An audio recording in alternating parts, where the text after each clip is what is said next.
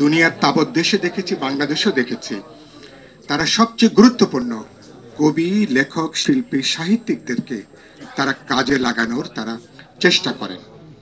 এটা আমরা আমাদের গত 5 দশকের বিভিন্ন সময় যেমন লক্ষ্য করেছি, গত 1.5 দশকে আমরা প্রত্যক্ষভাবে সবাই কিন্তু আমরা এটার সাক্ষী।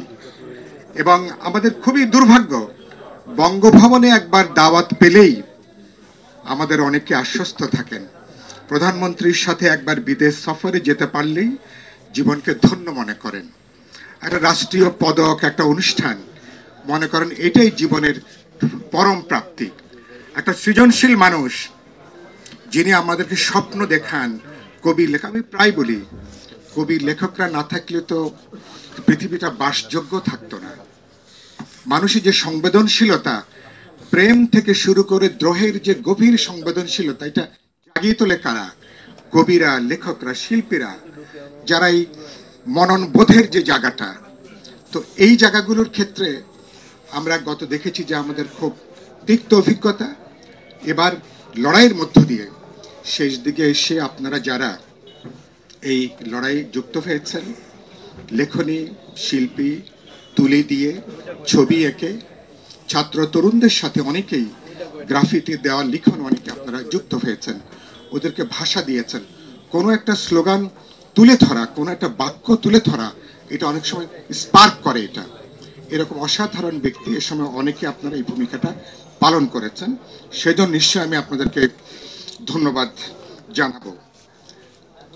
বার্টন রাসেল একবার বলেছিলেন যে ফ্যাসিস্টরা প্রথমে নির্বোধদেরকে তারা মুগ্ধ করে, তারপরে তারা শিক্ষিত মানুষকে তারপরে তারা মুগ্ধ করে। এটা সারা দুনিয়া ব্যাপী আমি দেখেছি ফ্যাসিস্ট রেজিমের পক্ষে সেই জায়গাটা কিন্তু আমরা আমরা আমরা খেয়াল করে এসেছি।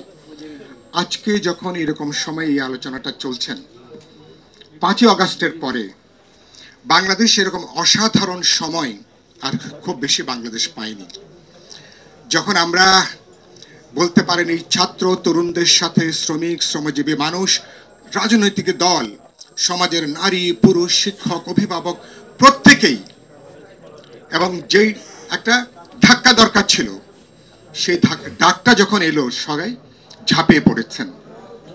মাত্র 106 দিন 7 দিন এখন পার হলো।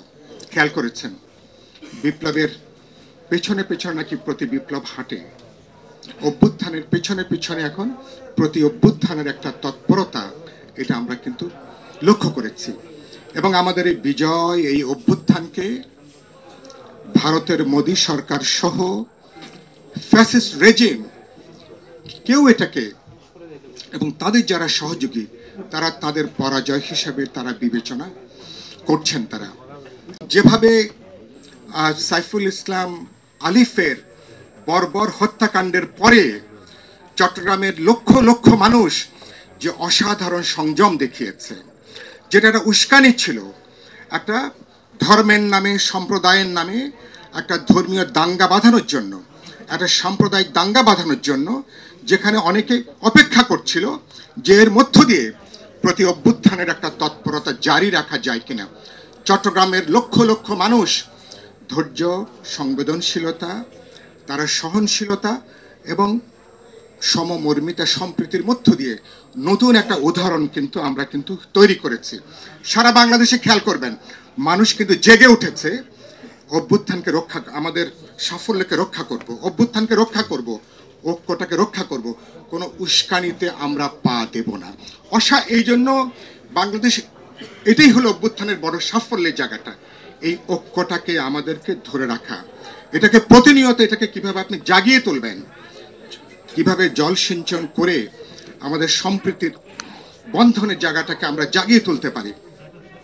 প্রথম আলো ডেইলি স্টারে অফিসের সামনে যখন আপনি গরু কোরবানি দিয়ে যখন আপনি প্রতিবাদ জানান, একটা মধ্যযুগীয় বর্বরতার বাইরে এটাকে অন্য কোনো কিছু বলবার কোনো সুযোগ নেই। দ্বিমত থাকতে পারে, প্রশ্ন থাকতে পারে, আপত্তি থাকতে পারে।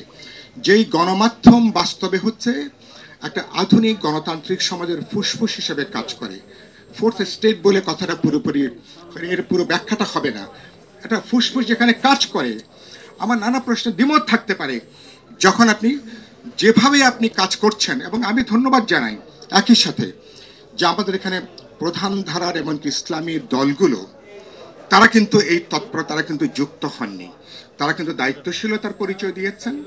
তারা এই অভ্যুত্থান সাফল্যকে রক্ষা করবার ক্ষেত্রে তারাও একটা ভূমিকা পালন করেছেন। বাম, প্রগতিশীল, দেশপ্রেমী, গণতান্ত্রিক ধারার বিএনপির মতন সংগঠন থেকে শুরু করে সবাই কিন্তু একসাথে দাঁড়িয়েছেন।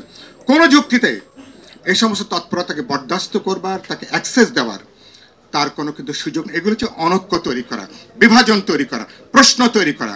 সরকার ব্যর্থ হোক, অকার্যকর হোক, সরকার যদি ধসে পড়ে তাহলে পুরনো এজেন্ডাগুলো নতুন করে আবার কিন্তু আনা যায়। আমি বক্তব্যটা শেষ করব যেটা বলে, আমার কবি লেখকদের জন্য আমরা দেহের নিরাপত্তার জন্য অনেক সময় আমরা আমাদের আত্মাটাকে বিক্রি করে দিই, নিজেদের সত্তাটাকে বিক্রি করে দিই। কাহলিল জিব্রানের বিখ্যাত কথা আপনারা জানেন যে আমরা আমাদের স্বপ্নগুলোকে, আকাঙ্ক্ষাগুলোকে আমরা সোনা রূপায় যেন আমরা পরিণত না করি। কারণ আপনাদের লেনিন তলস্তয়ের সাহিত্যকে বলেছিলেন রুশ বিপ্লবের দর্পণ। প্যারি কমিউন যখন আগে হয়েছিল তখন জানেন যে ফরাসি দেশের দার্শনিকরা, কবিরা, লেখকরা তারা পুরো জমিনটাকে তারা কিন্তু তৈরি করেছিলেন।